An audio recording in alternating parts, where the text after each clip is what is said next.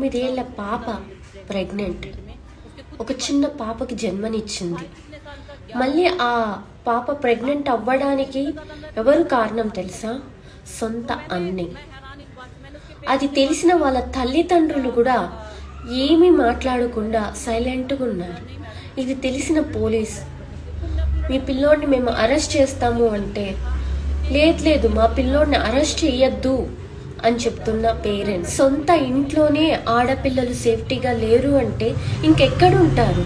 ఇప్పుడు తమ్ముడికి, అన్నకి, నాన్నకి కూడా భయపడి ఎక్కడ ఉండాల్సి వస్తుంది? ఎటెళ్తోంది సమాజం? ఇలాంటివేనా మనం రోజు రోజు చూడాల్సి వస్తుంది? ఇలాంటివేనా? ఎంత తప్పు! కానీ సొంత బిడ్డకి, ఆ అమ్మాయికైతే ఒకలాగా, అబ్బాయికైతే ఒకలాగా చూడడం ఎక్కడి న్యాయం? ఆ అమ్మాయి జీవితం ఏమవ్వాలి? పురిటిలోనే ఆడబిడ్డ అని తెలిసి చంపేస్తున్నారు.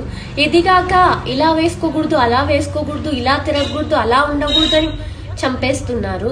ఇంట్లో సొంత అన్న దగ్గర భయపడాలా, సొంత నాన్న దగ్గర భయపడాలా? ఇలా లేకుంటే ఇలా అవుతుంది. 9 ఏళ్ల పాప డెలివరీ ఇచ్చింది. ఎక్కడున్నాం మనము?